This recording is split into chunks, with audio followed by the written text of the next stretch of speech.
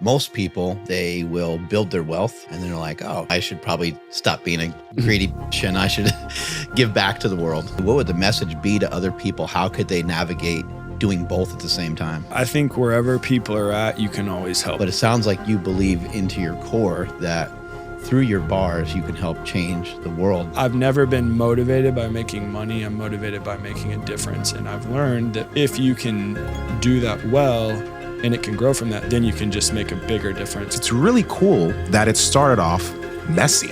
And now it's an amazing company with great products, but it didn't start off that way. Well, we're either going to figure it out or we just haven't figured it out yet.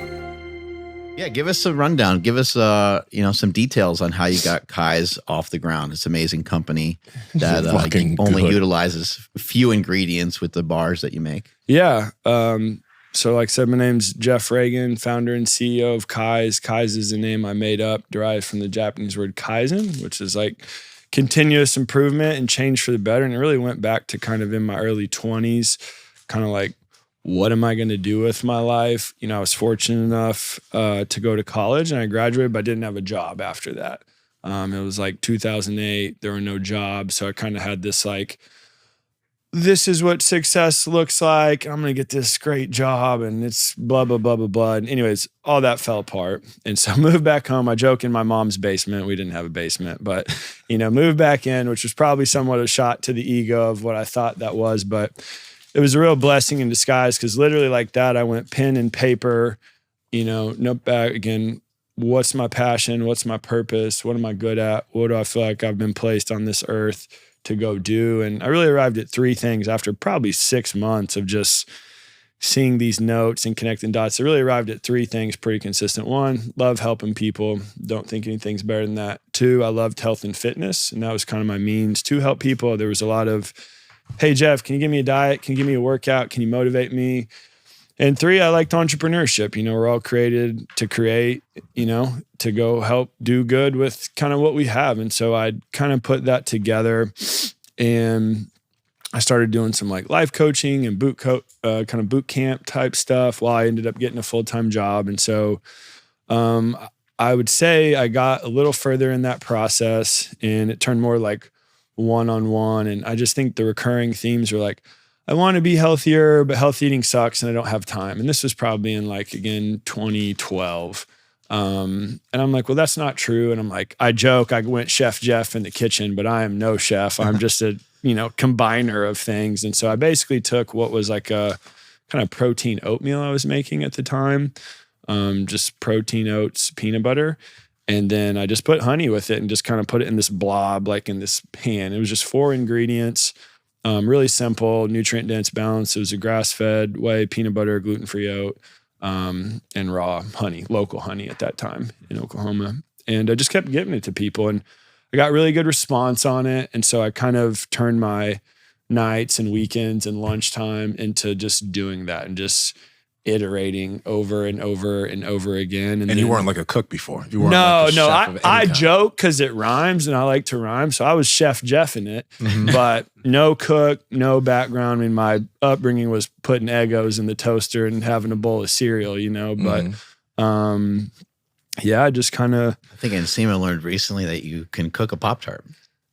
What do you mean? I think you told us you're like, I didn't even know you're supposed to toast those those things. things. You're supposed to toast those things.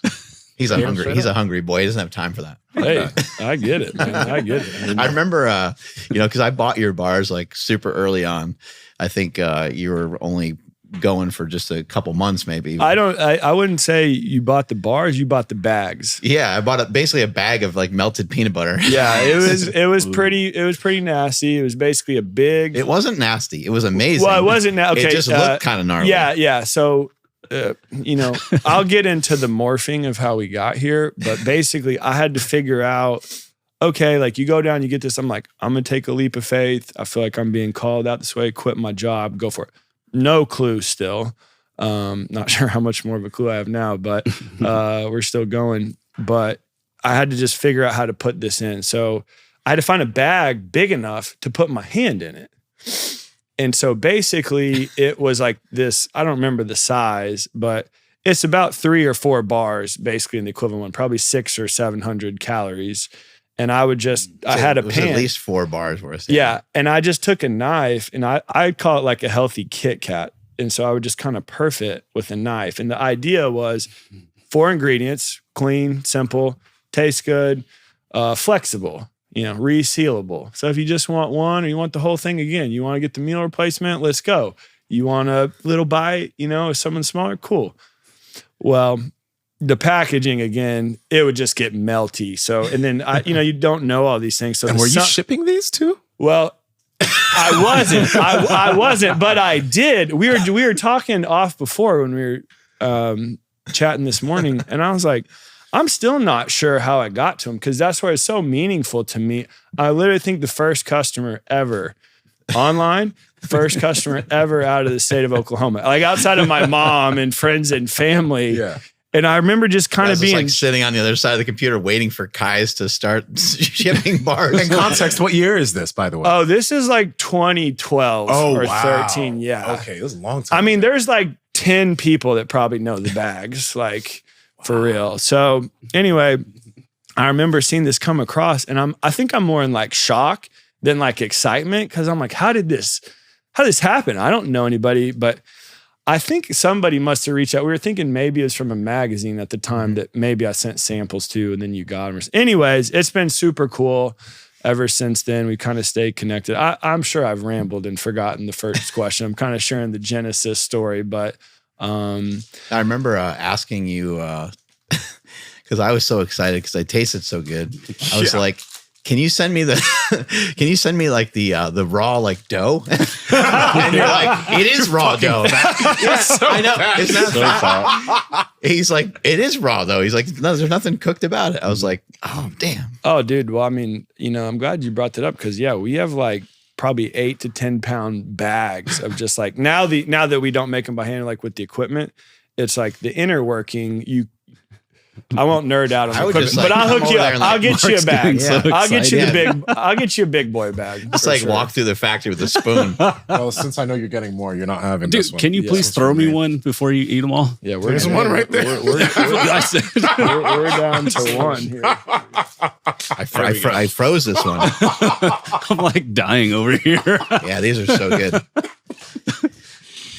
Yeah, hey, doing a collaboration with you was great, and you and I have been talking for so long, and then we just kind of, got on the phone one day, and I was like, it'd be kind of neat to bring the Steak Shake in on this. My daughter, she's super funny, but she tried a bite of this. She doesn't normally like any of these protein things. We always try to sneak like protein powder into her smoothies and like all kinds of stuff like that, and she does whatever with it. She doesn't mind it, but she doesn't usually like it. With this, she actually really loved it.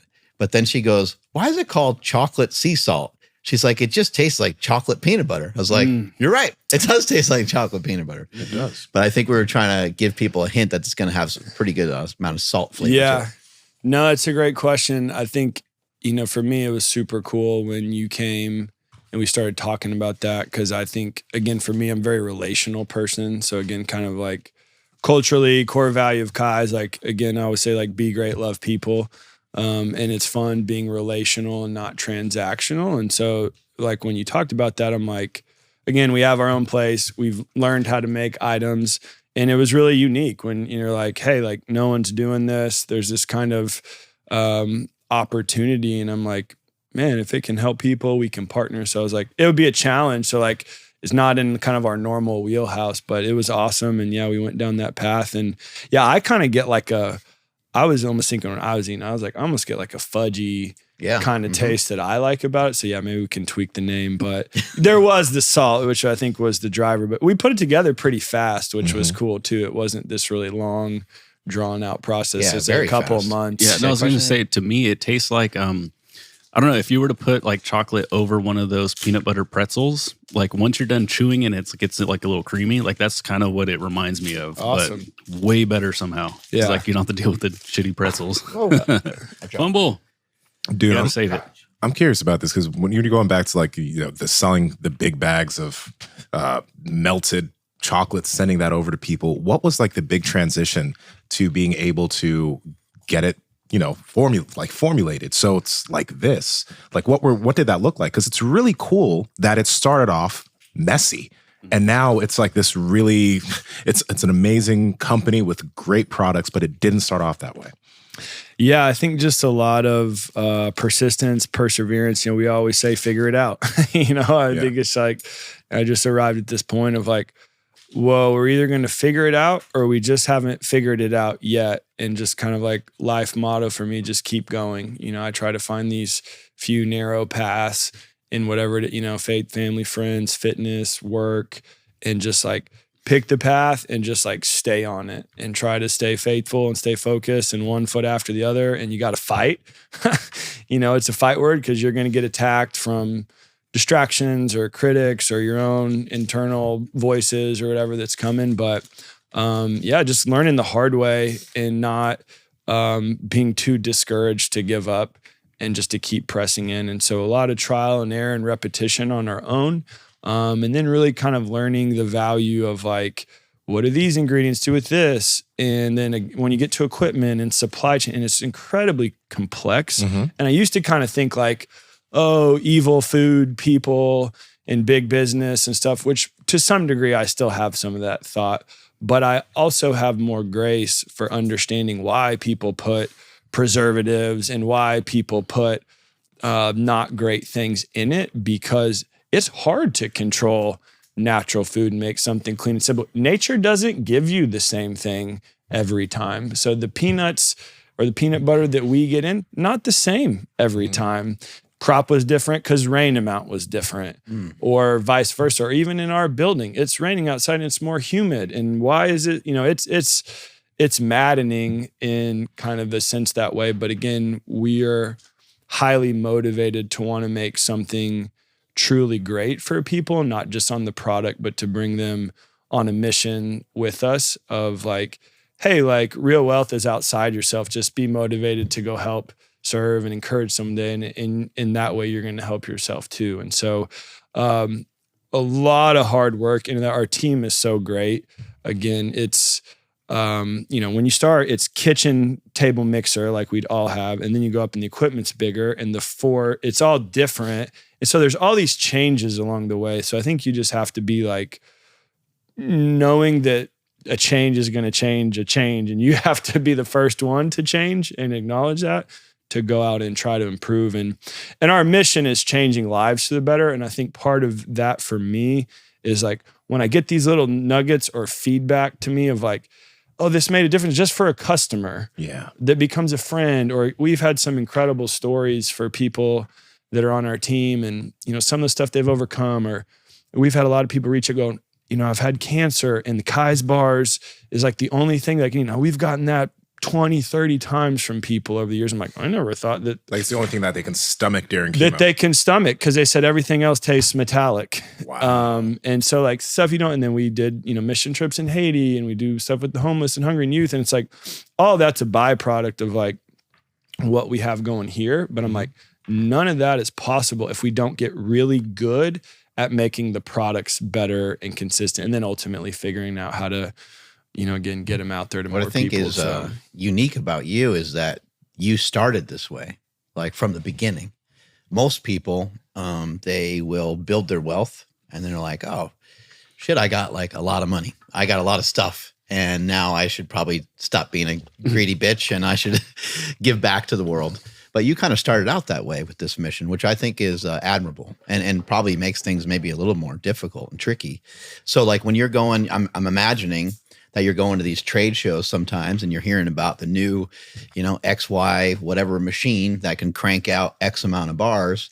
But then you're also going to Haiti and you're helping at-risk youth and all kinds of other things. How you're doing both at the same time. I guess maybe what would the message be to other people? How could they navigate doing both at the same time? Yeah, that's a great question. I mean, I think wherever people are at, you can always help someone. I think there's this real misnomer, exactly like you said, when I get here, then I'll do blank, not just for being generous, but for anything else in life. When I get to this stage, and the reality is like, it's really a heart posture. Like it's not a bank account number or some social pressure to do that. I'm like, you either care about helping or you don't. And again, it's not a quantity issue. It's, again, what do you have that can help someone? And so I remember, it's kind of funny. I remember, my mom, when I was young and, tried to put a check in the offering or something at church. She said, you don't need to do that. I got us for a family. You don't have much and whatever. I'm like, but I want to help, And so I think just that and compounding it and thinking of it all the ways, again, you may be gifted at encouraging people. That's a gift. Take an unencouraged person and you give them encouragement. That's making a difference just as much as, writing a check or something like that. So I think for me, it's more about like having a generous heart, mind, eyes, and like just acting from that. And that's why like we've had all these different things. And sometimes it's hard to explain, Kize, because people that like really get into it, they're like, oh, well, you do a lot of different things. You should just say it's this and this. But I've always kind of had resistance to that because I'm like, it's not like a cause marketing deal. It's really just a lifestyle to want to love and serve. And, what I used to call the UROI, the unavoidable return on investing in others. It's like, man, if I give to you and I give to you, I'm not giving selfishly, but I feel better. Like I am better for helping you. And I've just really, I understand. You don't necessarily even need something to come back in some sort of weird cosmic way. You already got it back because it makes it feel good to help somebody. Yeah. And to me, it's like, if you then can be a beneficiary of that, and then you go do that to your wife, to your kids, to your work, to your team, again, that's how you're going to change lives for the better and live out the Kize. That's how you're going to change the world. It's one choice at a time. It's not waiting for this, again, you arrive at this level of wealth or something. And yeah, sometimes you might have more time with that. But again, for my life, and my encouragement is everybody's got something they can give, right? Everybody's got a talent. Everybody's got a strength. Everyone's got a gift, time. In today's age, it's like, again, open your eyes, open your ears, look out. And I do a little test when we go on walks, and I'll try to just wave and say hi to people. And it's pretty amazing how many people like don't look shocked. And I'm like, am I an alien? Like, you're like, do I know that person? Sometimes I think I am. Yo, why'd you fucking wave to me? Yeah. Well, especially no offense, but especially like if I'm in like California, I'm from Oklahoma. You're from the Midwest. Yeah. I'm from Oklahoma City. So it's like, I'll come in and I'll like wave or like open a door and someone, yeah, exactly. They're like, you're weird. You're not from here. I'm like, all I did was open the door and say hi. What is going on? When I moved to Ohio, a guy reached into the back of this truck that we had that was, with furniture and TVs and stuff. And the guy grabs the TV and I'm like, oh shit, like what's this guy doing? He's like, where do you want the TV? Yeah. I was like, what? I was like, you're just helping me move shit in? Are you for real? Oh, you were taking that shit. Get punched in California I or know, the East right? Coast. Yeah. What are you stealing doing? my TV? Yeah. That's the immediate thing. Yeah, what the fuck are you doing? Yeah, it's wild. But I'm like, well, I am who I am, so sorry. I'm curious about this, man. The back of the bar talks about a bunch of the mission statements, and one of them is serving our homeless neighbors. So, like, what does Kize do for the homeless in the United States? Because you also do things for people outside the country, but like, how are you serving the homeless? That's cool. Yeah, great question. So I was kind of telling Mark off stage. So when we first started and we're doing the bags, it was all, I just rented a little table at the back of this warehouse, kind of outside of downtown Oklahoma City. Mm-hmm. And when we were blessed and fortunate to take growth steps, we got to this point where we needed to build our own facility. Well, it got to the point where there was land available across from the homeless shelter. And so it was really the most kind of homeless populated area of Oklahoma City, where I'm from and where Kize is headquartered. And anyways, we ended up taking that space, building a building there. And I'm like, again, they're our neighbors. So I'm like, again, just kind of going back to, hey, we want to love our neighbors. We got to get to know our neighbors. So currently, really daily interactions on one, feeding bars, coffee, water. Probably shouldn't say this on record, but, I give people tents. or sleeping bags, just because I've driven down there for years. And it's a polarizing thing on people. So I'm not here to say that. But for me personally, I'm like, I can't see someone that I've seen over and over and over again. And if I drive up, their head is on the curb of our building when we're going in, or again, it's freezing or whatever. I've just gotten to that point now.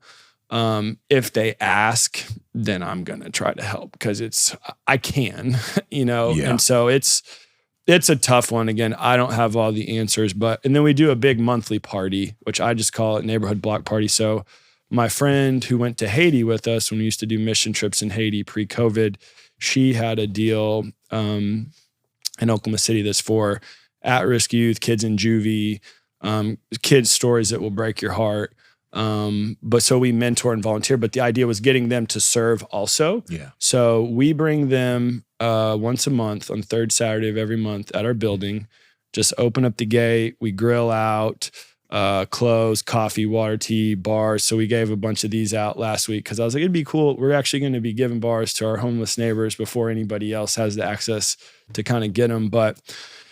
And just being people, and to me, the power again is just creating places for people to come together and be human again. And it's incredible the stories that we hear from people. And it's like, how many people are saying, God bless you, and you're the best, and you made my day. And I'm like, I'm just talking to you and you're inspiring me. So we do a lot of that. And then we've actually hired a lot of people from out there. And even just last weekend, it was like, which actually that makes me the most proud, because there's a guy, like guys on our team are now doing, it's not even from me, which like kind of going back to the culture or like this contagious, like again, got like, let's love helping people.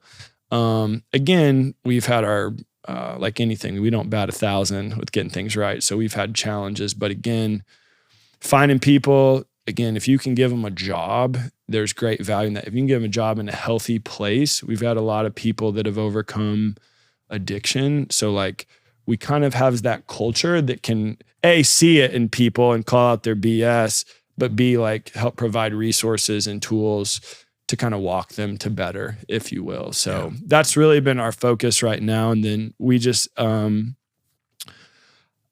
got a foundation, but I would like to use where we can make food that we can ship across the world to the hungry and homeless. So again, what do we have? How can we be generous from that? We made an item in response to COVID, which was, we were just dying and trying to survive, but we made something to help feed kids in the Oklahoma City public school system, because most of them eat at school, and then school was closed. So there was a great need for food. And I'm like, well, shoot, we got no orders anymore because everything's high. So how do we keep doing something? Wait, so during COVID, you just didn't get orders for bars anymore? Oh yeah, we got killed. Well, we were mostly retail, so we don't have a big online presence. Okay. And so like all the retailers closed. We had a lot of mom and pop gyms, juice bars, coffee shops, colleges. And I mean, so we had just built this building and the sales went down. So it was bad math. But again, we use that to help. But now we try to use that item and other items that we have to get to people. Because what I've seen in the food bank system or like the hunger relief space is it's usually cheap, expired, or heavily processed food. So again, to me, the word is dignity. How do we get a dignifying type food to people, more balanced, nutrition better, fresher? Not scraps, that's the exact word, not scraps. Yeah. Hey, we made this for you. Again, in things like that, that's still great. It's a bad package. It's not a bad item. It's a fresh item. Yeah. So again, just constantly thinking about like, how can we use this platform that we have to like serve and help? And so, I really think of that inside out from where we are, again, kind of in our homeless area, who's on our team, again, those with homeless, hungry, drug addiction, and then how do we spread that out nationwide, internationally to help. And again, that's the cool thing about a packaged bar is you could ship that all over the world. So again, for me, like, how do you find that balance of, okay, yeah, you got to make the business work, but how can we like multiply the goodness of that and get other people involved? So it's been a fun challenge. People that are, addicted to drugs, people that are coming off of drugs, people that are trying to make change. It's great when they make change, but we know a lot of people, end up kind of going back. So have you, I'm thinking like some business owners might be thinking like, man, that would be really cool, but holy shit, that'd be really hard because, hey, where's Jason today? Like he can make it in, and he's been gone the last couple of days because maybe he, unfortunately, maybe went into remission or something like that. It's very real. Or relapse, I should say. It is hard, but I'm sure, as you guys know, it's hard to build a great physique. It's hard to build a great relationship. There's a cost to everything. There's pain involved in gain. And so for me, it's just really,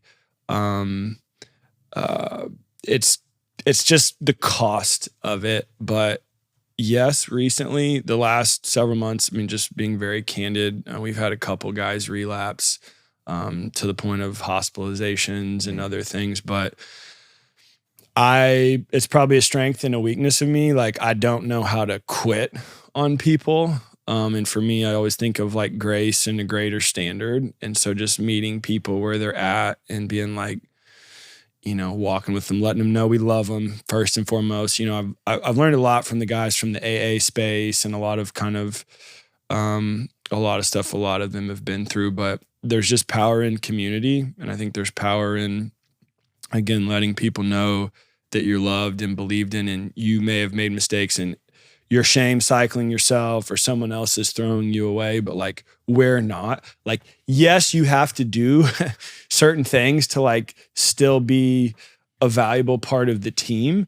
But yeah, we've continued to like really just try to work through that. I don't know how to say this. Like, to me, sometimes that's if you're willing as a business owner or a hiring manager or something, like, it may be really painful and really unproductive for a period, but the ability to like love somebody through that and help them through that season of stumble or relapse or whatever, it's a big if, because they decide ultimately, like they have to make the change. You can't decide for them, but it's pretty transformative, I would say too. So again, it's what's your pain tolerance, or again, what is your patience with something like that. But on the flip side, there's nothing better than watching somebody transform out of that lifestyle. We've got some people on our team, again, that they inspire me so much for what they've overcome. I've never struggled with drugs, like, I don't know what it's like, but I put in my own mind, I'm like trying to relate. I'm like, I love food. I'll eat 20 of these in a day someday. And I'm not hungry sometimes when I do that, right? And I'm like, so people are like, well, I don't know how they relapse. They're doing so good. I'm like, I do it with food. Mindlessly, next thing you know, and I'm going, So I'm like, it kind of makes sense to me. So I'm like, we all have our things. That may be less socially acceptable doing that. But again, our people are awesome. That's the biggest joy for me, is being there with our team and customers and awesome people like yourself. The relationships is the real richness for me in the process. So seeing people overcome stuff is worth it. But yes, there's a big cost to that. So it's not for everybody. For years on this podcast, we've been talking about the benefit of barefoot shoes. And these are the shoes I used to use back in like 2017, 2018. My old Metcons. They are flat, but they're not very wide, and they're very stiff and they don't move. That's why we've been partnering with and we've been using Vivo barefoot shoes. These are the Modus Strength shoe, because not only are they wide, I have wide ass feet, and so do we here on the podcast, especially as our feet have gotten stronger, but they're flexible. So when you're doing certain movements, like let's say you're doing jumping or you're doing split squats or you're doing movements where your toes need to flex and move, your feet are able to do that and perform in this shoe, allowing them to get stronger over time. And obviously, they're flexible. So your foot's allowed to be a foot. And when you're doing all types of exercise, your feet will get stronger, improving your ability to move. Andrew, how can they get their hands on these? Yes, head to vivobarefoot.com/powerproject and enter the code that you see on screen to save 20% off your entire order. Again, that's at vivobarefoot.com/powerproject. Links in the description as well as the podcast show notes. while building your business, man, did your health ever get away from you? Because like one thing, it's like your business, Mark's business, right? You guys have big businesses. And something you notice with a lot of people is like when they're doing that, they just kind of let the health go to the wayside and focus on it. But obviously you look like you're in great shape. Was there a time that you let that get away? Oh no, I feel like I've let it got away now. It's actually a great question. Now it's like you're not in the good shape you want to be in. No, I'm not. Yeah. Well, I was saying, when I was 20 something, I've learned there's almost like finite decision or like mental energy. And when I was young, it all went to like working out and being fit and doing that. And then as the Kize journey is gone and there's more responsibility, I just feel like the mental and really physical, emotional energy that goes with that really kind of takes away from like the physical training space. I still eat good. Again, I basically make a smoothie, eat a bunch of bars, and eat meat. Okay. I was telling about my beef that I make, but so I have you make some jerky, we're saying. Yeah, I make just little grass-fed, grass-finished, local, just sliders. It's literally just ground beef and that, and they're just on the go. And I mean, I'll do my pound of beef and other stuff too, and steaks, but I keep that simple. So like the food part has been pretty good, but as far as a physical training, just the nicks and out of bounds, and I just don't put as much time into it as I did. And the energy level is just not the same. So I was telling him, like, he's talking about running and, his wife just did a swim meet and all this stuff. And I'm like, dude, I got to get back to like a goal that like excites me and get all the nonsense like away. But anyway, so trying to figure it out, but yeah, it got away. Most people are like looking at you and saying, okay, this is what you look like when it's gotten away. So like, what are you doing still? Yeah, Jeff, you really let yourself go. Because you're really fat right now, Jeff. Well, my buddies and I joke. I think we sometimes get in a negative cycle of joking self-deprecation, but it's like, yeah, people are like, you can't say that. I'm like, I don't know how to say this kindly. It is kind. I just care about the better version of me that I'm comparing to, not like what you think I am. So that may be good, but I'm like, my Achilles is messed up. My back hurts. My basketball game is terrible. And like, and you're a little softer in a few areas than you want to be. And more so of just like, there's just not the deep intensity and focus that like goes into like, like you guys know, like you pick something, you go hard at it, and it's a transformative health thing, right? It's not just the physical, mentally, spiritually, emotionally, like your whole self is getting stronger and better because you've attacked that, you've gone through kind of the peaks and valleys. So I think I've lost like a clear goal in a fight for that because it's become like pain management. Gotcha. I just don't want to hurt that bad. And then like, I think I've lost just kind of I'd say tenacity or like the deep, intense focus. Again, like I said, I'll pick something and I want to go the long road in the same direction and stay focused. But as you know, little injuries and stuff throw you off. And I was telling him my mindset when I was young, I would push through any of that. And now when I'm older, I'm like, am I wiser? Yes. Because I'm like, this is actually on the cusp of being a significant injury that would put, so he's like, hey, we should go for a run. And I'm like, yes. In my head, I'm like, I'm like, quite frankly, I'm just not there right now.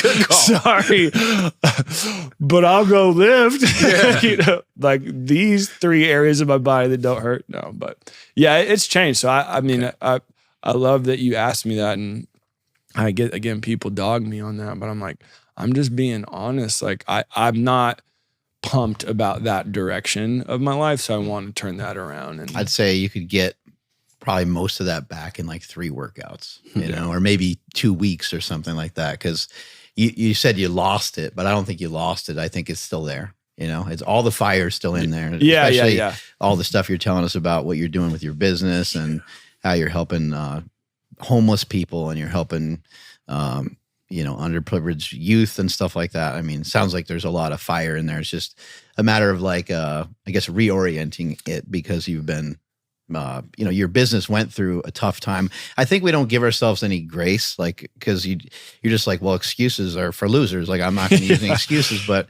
there are things that consume time and energy that you literally have to take care of. And when you're taken care of, X amount of people at Kize, there's a lot on the line. There's a lot to think about. And it's not just like, oh, I need to go do another run. You have to really think about the lives of the people that you're supporting and the mission that you have. So no, again, I'm not trying to make excuses for you, but it's like you can take care of that for a little bit and you can always get back to your fitness and your other stuff. And you're right. And I think the key is, and this would be my encouragement for anyone listening on anything else, it's like, it's not all linear and progressive at all times. Yeah. Just don't abandon the path.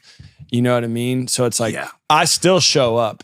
Like, don't let me, I still go to the gym and do something, I used to joke, people like, yeah, people go to the gym, but they don't do anything. People go to work, they don't do anything. People go to all these things that they think are good. And they are like, the environment is good for that, but you still have to give it.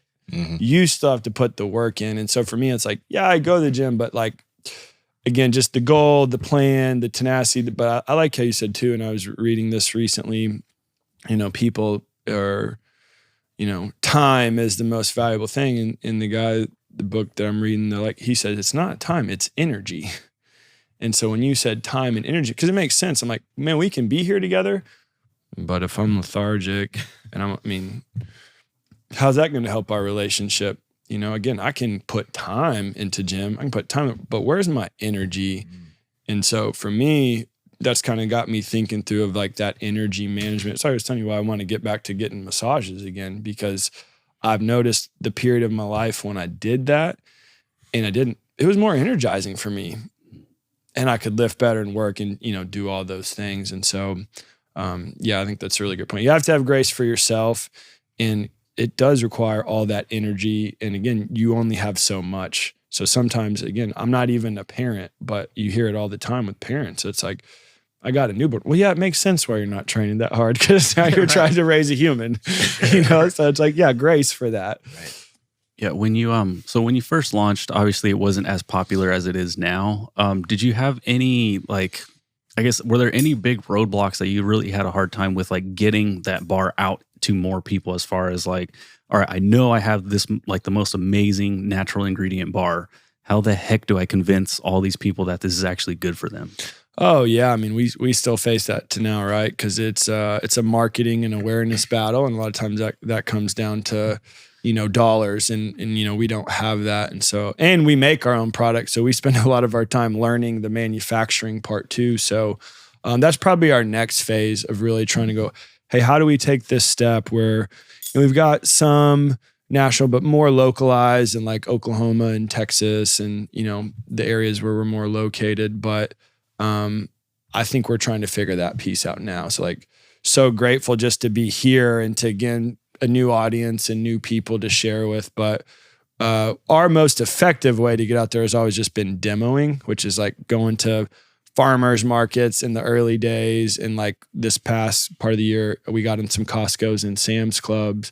So doing like those road shows or those in-store demos, different trade shows, stuff like that. So we're going to have a nationwide rollout with Sprouts here soon.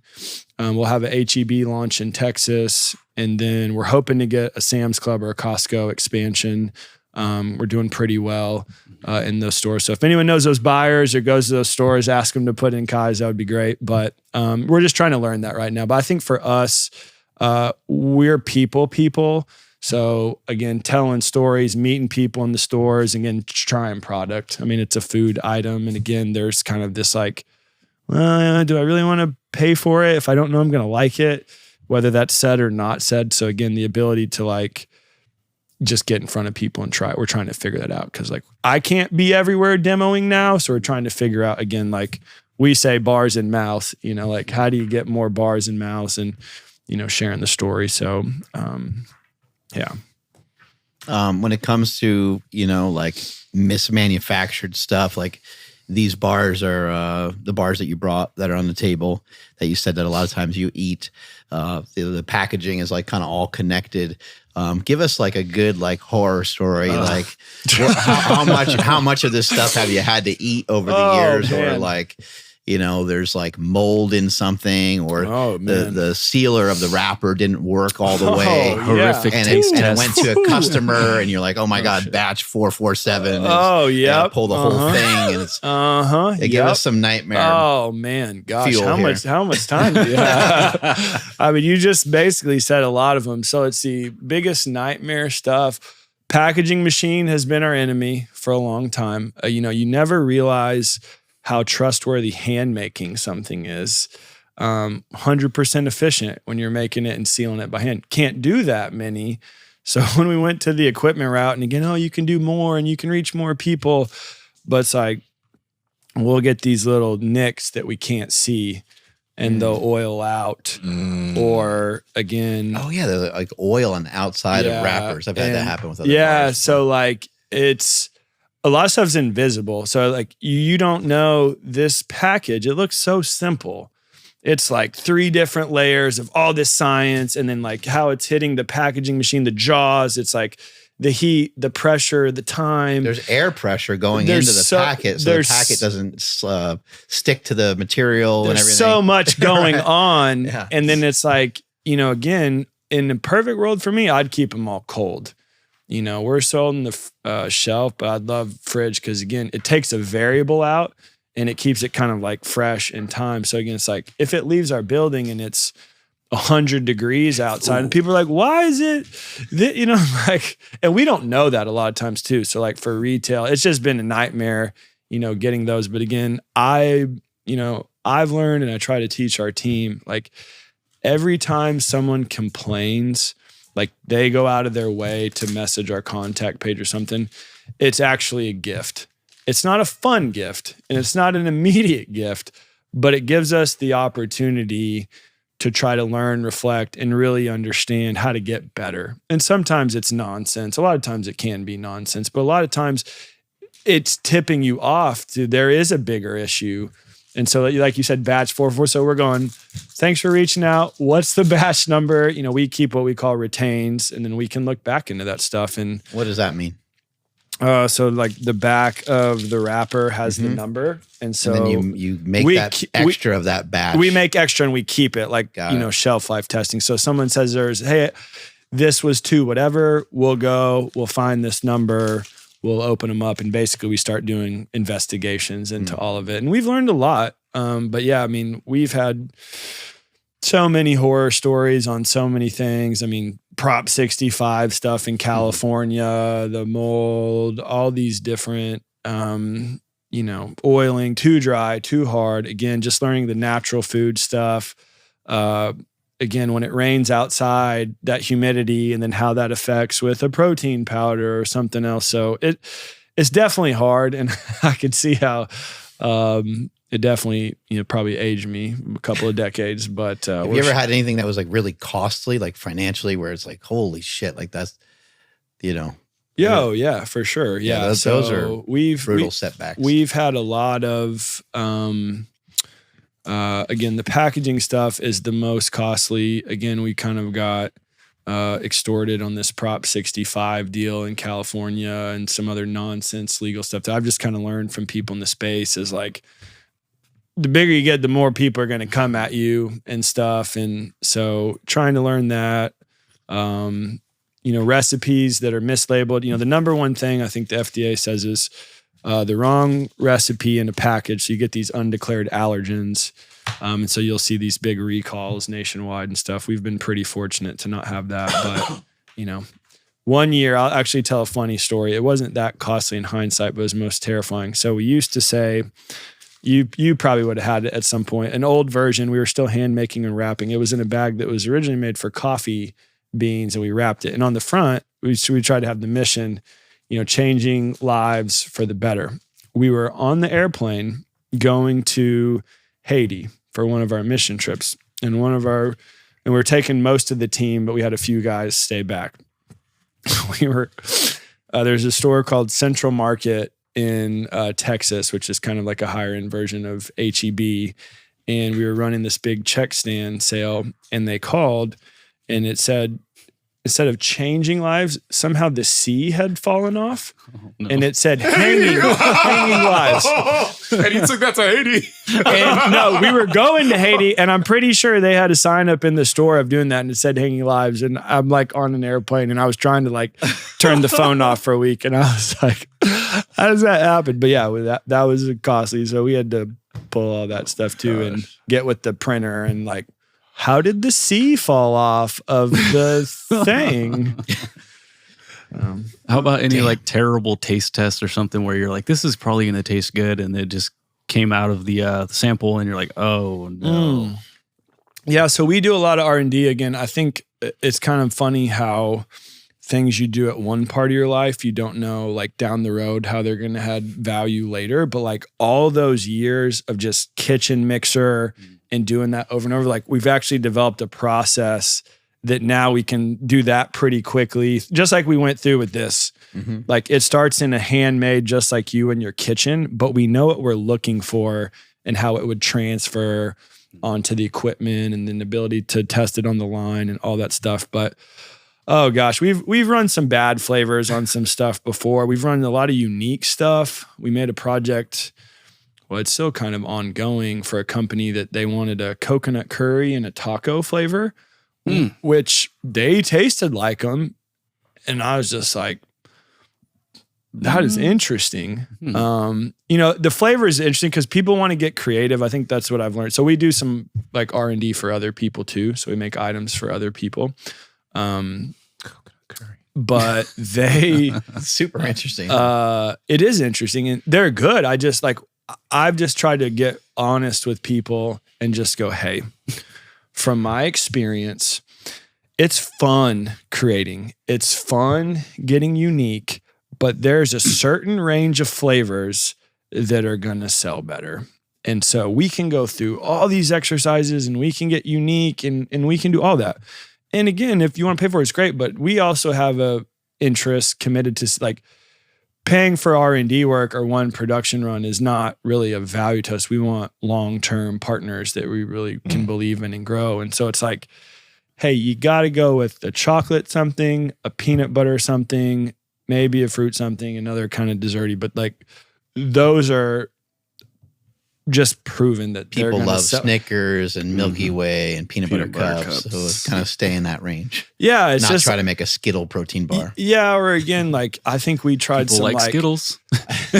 I've seen some matcha stuff that people have out there, and again, I'm like, maybe, but like we have a cinnamon roll flavor, and we had a lemon cake for a little bit, and it's like, yeah, those are great. Except for guess what? The sales prove that the people that love them. Mm-hmm. And that's where, again, sometimes it's hard to like filter out what people are telling you and they get excited about. But it's an experience for sure. I think this is like one of the more important things that we're going to talk about here. And you said you've eaten 20 of these in a day. And I've done this with many other things. I've eaten 15. I've seen them. Yeah. The legendary tasty pastries. Or even the breakfast sausages from McDonald's. Yeah. Breakfast I've eaten 10 of those in a day, right? Go hard or go home.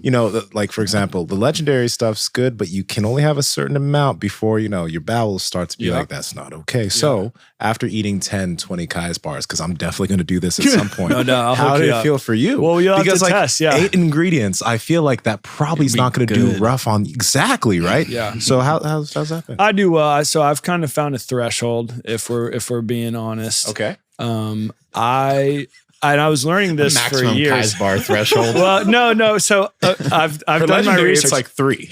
No, it's much higher than that. I would say once you get into the double digits, you've just consumed so much of the nutrients or whatever that again you're going to be, getting movement. But I think I feel great and energized. And again, I'm a good test example because I'm the world record holder for most bars eaten. And I probably of any I'm sure there's other people that work around companies like that, but I'm like, people don't believe me. I'm like, ask our team. I'm eating them all day, every day. And I feel good. Yeah. I enjoy. Again, it hasn't really impacted me. I think when you get a threshold on anything, it's too much.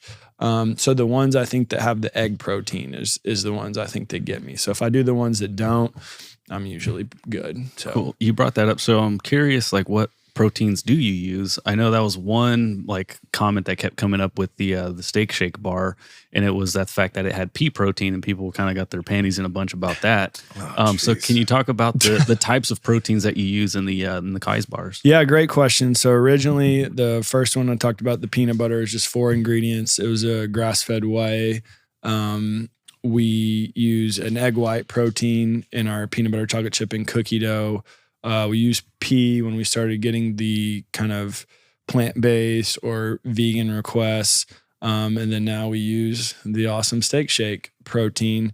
The pea in that was really just a function of neutralizing some of that flavor to kind of really help with that, and a more known model that it would run well and support. It's so got again, organs in it, people. Yeah, so part of trying to mute that a little bit. Part of the complexity of making things is we're trying to use principles that we feel give us a higher likelihood degree to do that. And the nice thing about it, so we had made some keto options before, low sugar options. So we kind of started with that base and working in the protein. And so at that point, you can't run everything at full line production line scale. You could never afford that and get all the learnings from you want that. So it's trying to do that. But that was really the main thing, was to keep that protein level high, that sugar low, and to neutralize some of that organ kind of protein taste for a little. And there's a very small amount of it. So cool. And then what about just using something like just straight whey protein? Yeah, our first generation kind of ones, like the ones Mark would have found way back in the day, that was kind of the grass-fed whey protein that we use. So we have that, and we're looking at some other items. So yeah. You still have a lot of bars that are like under like 5 or 6 ingredients, right? Yeah. So they're kind of all the first iterations were all like 4, 5, 6 ingredients. So we try to be 8 or less if we can. Again, as we've learned more as we go, it's like, is it more important to have one less ingredient or to make a better item? So again, our really value system that we've kind of really gotten clearer on through all the trial and error is like, we want to make clean, simple, tasty, make a difference. So really kind of learning through that, because we've talked about making like a 15-gram protein bar, different thing. A lot of people have asked us for like bites or little kind of sample stuff. So we're kind of trying to learn through like all that. And again, it's kind of a blessing and a curse, because you take in all this information, but at the same time, it's like, what are we really good at and we can do well? And like, this is one thing I was getting challenged on by kind of a mentor of like, where's the breakthrough coming from? And I think for us, it's like, hey, we want to make a clean, simple, tasty thing that we could ship all over the country and like people could enjoy.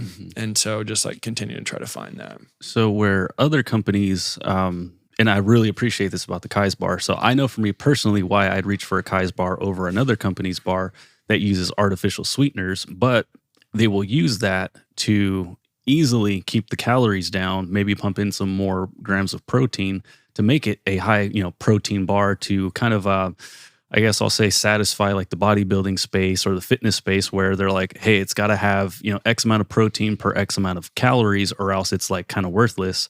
But why did you decide to stick with honey, even though it is more calories? And it kind of is going to throw off that ratio of protein to calories. Yeah, it's a really great question. So I've been a giant honey consumer my whole life. And so I'm a real personal believer in the benefits of honey. I mean, my mom used to spoon feed me raw local honey for allergies and stuff. But I also found I felt really good natural energy from that. And this is a nerd thing, but when I had a previous job, I took a beekeeping workshop class and just learning about honey. So like, I've always loved like the value that bees provide in honey. And again, you're getting vitamins, minerals, micronutrients from that they're extracting from the plants, and it's pre-digested. So it's kind of a quicker source. So between the nutrient profile and the taste is kind of why we've always stuck with that. And again, we've tried other ways, but our preference is honey and dates as the best one. So we've made things with other things, and The other part, to your point, we do get that sometimes. I'm going, well, macros or ratios or whatever. And I'm going, hey, that's great. Like our focus is on inputs, not on outputs. So like we're ingredient focused because like you said, people can manipulate the back of a label easily. Right. And so for us, again, I'm going, we just might not be the perfect fit for you, and just learning that that's okay. Like I would still encourage you to try. It helps me. I'm a passionate, but again, I eat 10 a day on average and I feel good and I enjoy it.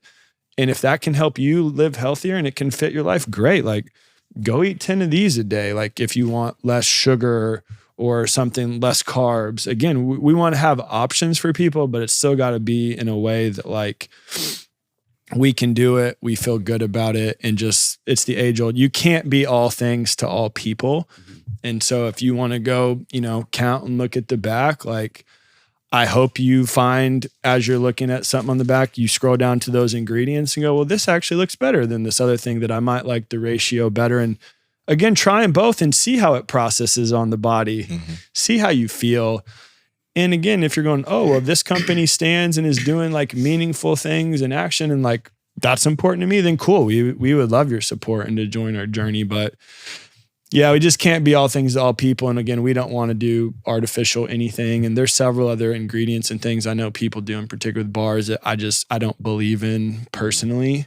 It's not throwing stones at anybody else, but like you said, you do something, I'm processing it and I'm going, I don't want to add any added fibers or, we don't want to add added fibers or artificial things. We don't want to add seed oils or any, stuff like that. So it's like, we want to keep it clean and simple and taste good. And, our hope and our belief and our experience so far is there's other people that want that too.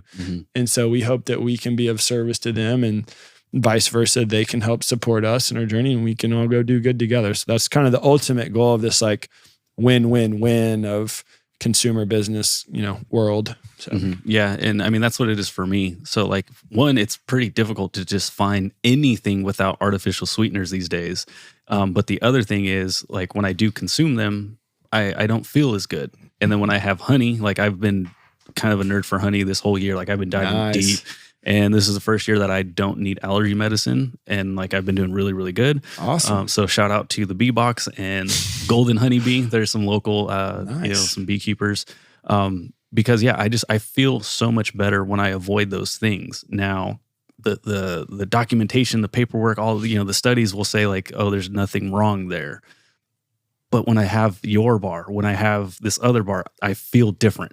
Right. So again, just trying to encourage people to like, hey, just give it a shot. You might see that you have more energy, even though the macros ain't perfect, but you had a really good workout because you had a better energy bar. Yeah. And I think, we just talked about too, like what is that fleeting currency? People say something going, energy. So doing that, having the self-awareness to do that energy comparison is huge. And I would encourage everyone to do that, and not just on the food you eat, but the people you hang around with in your life. Do they energize you or do they drain you? Do they give life or do they take life? And then in turn, how do you do that to people? So I hope today, like you guys are all great because I'm highly energized right now and I haven't even worked out or done anything, which is usually a form of energy for me. So I think encouraging people to find that. And then the other thing I would say is I always kind of use this question. What did people do 1,000 years ago? That's just kind of a question I ask myself. Like, what did they do 1,000 years ago?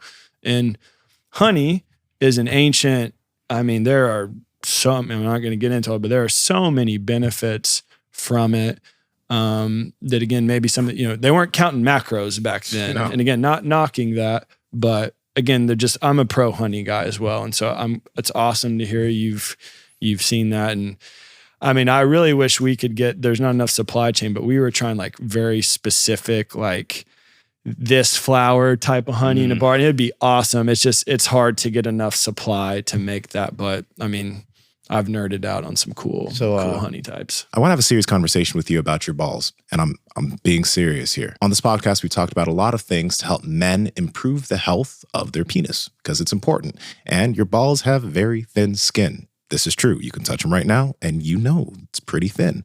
Women do a lot of things to take care of their vaginal health, and men, we don't really think about the things that we put right directly on our balls, like are boxers. A lot of popular brands out there have chemicals that are literally touching your balls. Think about this. When you're in the gym sweating, when you're at work sitting, when you're doing all these things could be permeating into your scrotum. Things like BPA, phthalates, pesticides, insecticides, toxic dyes, toxic fertilizers, formaldehyde, all of which could lead to and could exacerbate lower testosterone, erectile dysfunction, and potential infertility. That's why I've partnered with NADS. And NADS is made with 100% organic cotton and no toxic dyes. So instead of putting just anything on your manhood, it's a good idea to get your hands on some NADS. And Andrew, how can they get it?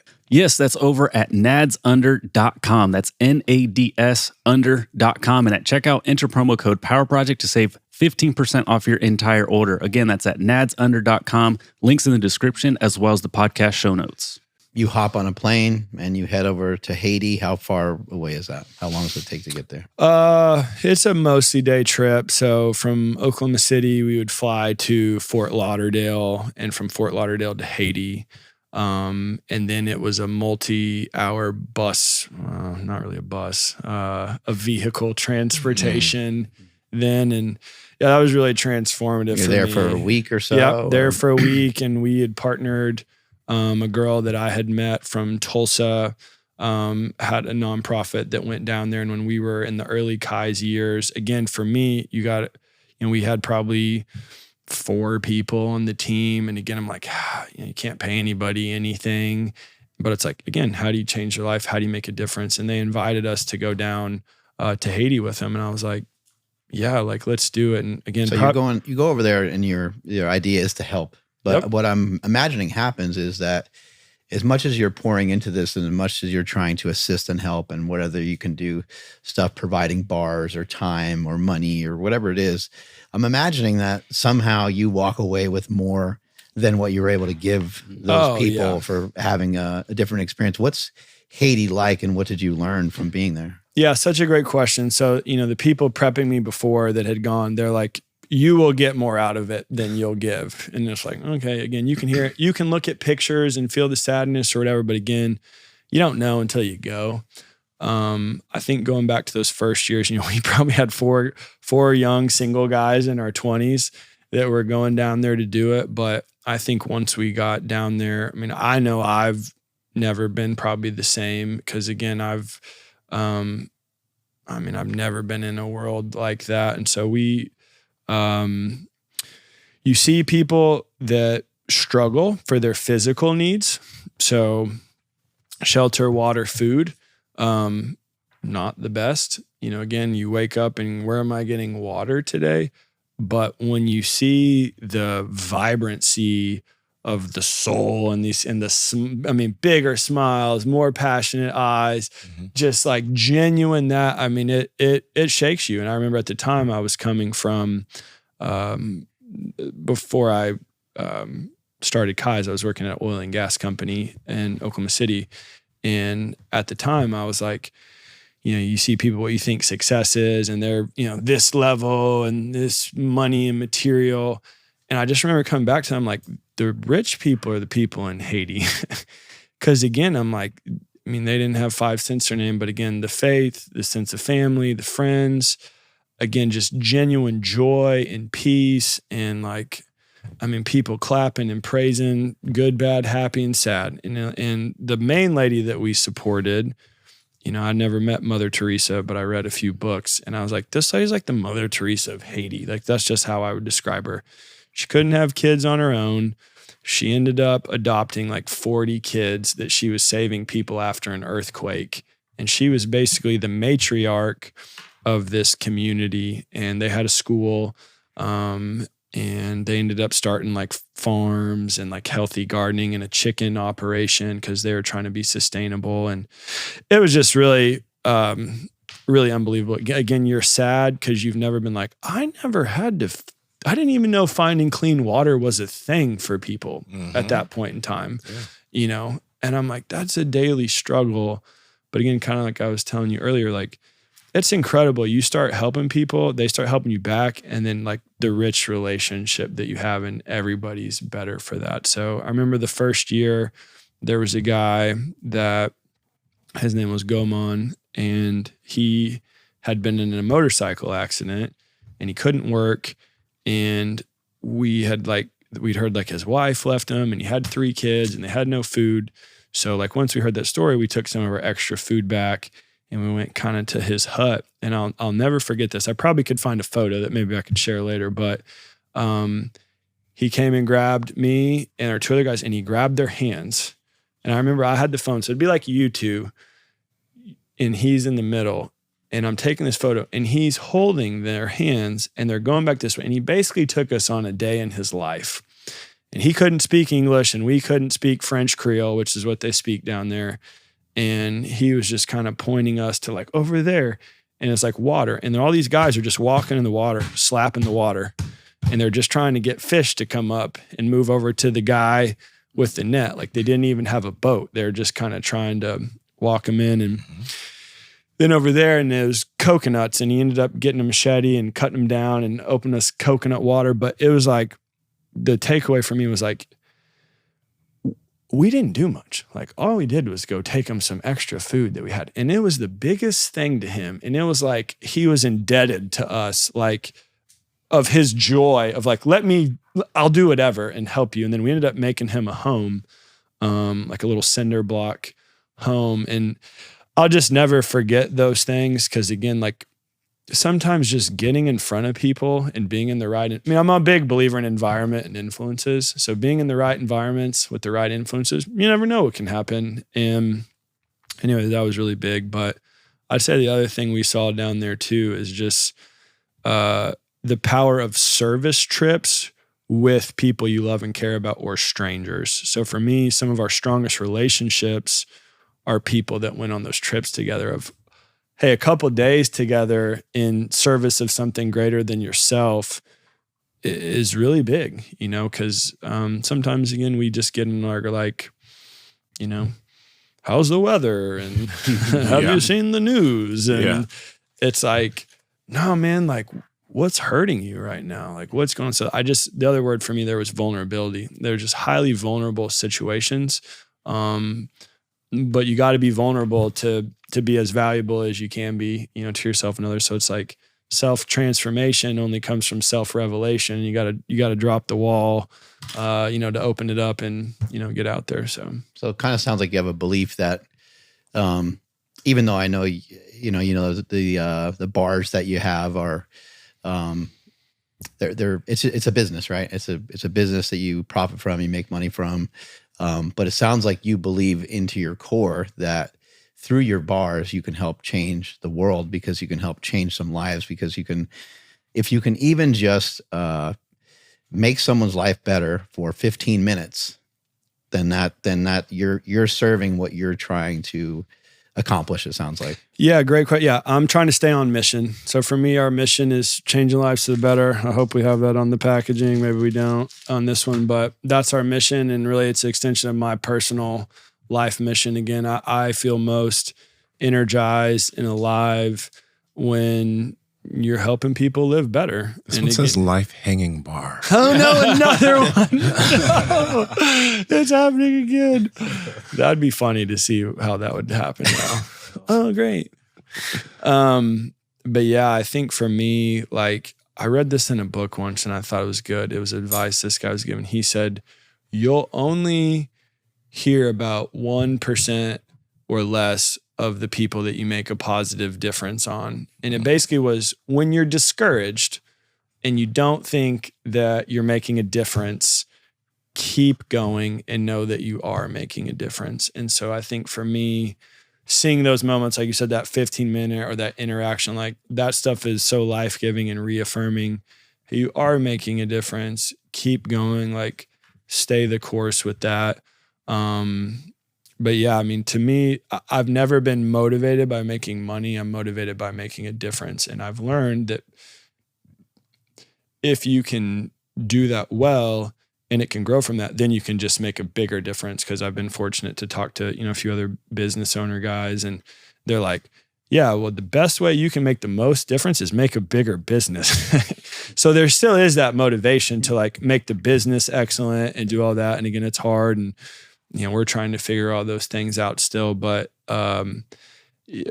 keeping the core there, keeping the heart there, and not shying away from that, and making sure our whole team is clear on that. Because like we talked offset, like you said, sometimes when people grow and you get disconnected from the founder, you get disconnected from the CEO, you lose that culture, you lose that kind of original excitement, and then it's just another job and it's just another thing. And like this place is awesome. Like you guys clearly have a great work family and an environment. Like I want that forever. And I probably care more about that than I should in some other things. And so that's probably the challenge for me. But again, like, why would you have a place you go hate to be at every day? Like, like that makes zero sense to me. And if I have anything to do with it, which I do in this case, like we don't want to be the case. Yes, you have to work, and work is hard, and anything meaningful takes time, energy, attention. There's peaks and valleys, but yeah, we just want to stay hyper focused on, hey, this is the mission. Stay mission minded first and foremost, and go out and make a difference. And again, I always say rare care. Act with rare care for people, rare care and attention to detail, rare care to how you talk to people, and let people know you care with that rare care, because sometimes that goes a long way. Yeah, hey, sorry, like we made a bad batch. We don't know why it happened either, but like we care. We didn't. Those ingredients are still good, baby. So yeah, eat it up. we didn't want to make that bad item, and I'm sorry you're mad, but like, like we're trying to do good. I can assure you. Yeah. So. Your girlfriend, she will eat your jerky that you make, but she's not a fan of the sliders. Yeah, well, she's coming around to it, but what are these sliders? You said it was just ground beef? Yeah, so you letting ground beef just like sit out in the sun and dry out or something? What are you doing? Dude, that's my next step, pretty much. So I like this. Sustainable. Yeah, fermentation. I was gonna say I need to come back and bring you guys some of those, but yeah, so I bought. I love the local honey. I also love the local beef, so I've been buying from this farm. A cow for probably the last 6 or 7 years. Not a live one, obviously butchered, but grass-fed, grass-finished, local. And there was a kid I was mentoring. I was trying to find a way to connect with him, and he was telling me all about making jerky and getting it dehydrated. And I was like, that sounds cool. And so I just bought a little cheap dehydrator as a thing I thought we could do together. And I didn't know how to make jerky. Truthfully, I just started with the ground. The most thing in the cow is the packaged 1 pound ground beef. So all I did was open up like I was making burgers, but just a little cider, and I just put it on the dehydrator and just let it go. And it worked, right? And it worked. And I loved it. And then again, a few of the people I got into, everyone loved it. And again, it's not jerky if you're expecting jerky. So the naming of she was trying to be sweet and polite. She was like, I don't really like it that much. Yeah. Well, But she said it's growing on her. Yeah. So, again, patient persistence over here. But more for me to eat and to share for others that would appreciate. But yeah, I also make my steak strips though, so that's more like jerky. How much is the dehydrator? It's like $50. Really? It's cheap. Yeah, it's cheap. Yeah, my wife Stephanie makes jerky. Well, she used to make it all the time, but she would use a little bit of it's like a cure package, so it wouldn't be just like the raw ground beef sitting on the thing dehydrating overnight. And we found that actually ground turkey, I know nobody loves it. Would be less greasy and be a lot more enjoyable. Well, I would say the challenge of the cheap dehydrator with the ground beef is there's a little more fat in that than regular jerky. So the fat goes to the bottom. And I was like, is this going to catch my house on fire when I come? Like, I don't know. But you do get like the white, seeing the white of the fat of that coming there. But I love it personally. And Sounds again, like it's a way to diversify from my 20 or 10 bars a day.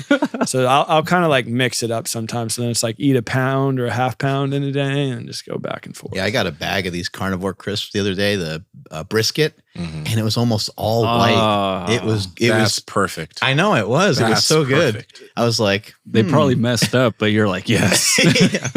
Yeah, it was unbelievable.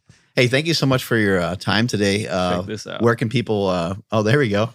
He's got an old picture of the old. Oh, not okay. Literally, that package was very close to the Hanging Lives one, and it was that green packaging wrap. It was the next iteration of that label, but it was that brown bag in the green one with no C. And where can people find out more about your bars, and where can people find you? Yeah. www.kizconcepts.com. We'll make a gift code. What should the gift code be? Mark Bell. There you go. Power Project. Mark Bell, Power Project. We'll make them both. Use them Thank both. So yeah, come check us out. We'd love to support. Yeah, like I said, we're going Sprouts nationwide here in June. They should be in stores. HEB, Sam's, and Costco. Hopefully, Amazon. As of right now, we self-fulfill ourselves from Amazon, but love people to come try the new bar. For right now, we just have it on the website, but maybe we'll distribute that to some more places if you're up to it and see where we can help and do I'll good. give you some words of wisdom from our good friend Ron Penna. Ron Penna once said, sounds like you need to make more money. So make more money and get those products into Costco and Whole Foods and whatever other place you can. Cool. Strength is never a weakness. Weakness is never a strength. Catch you guys later. Bye. Thanks for having me.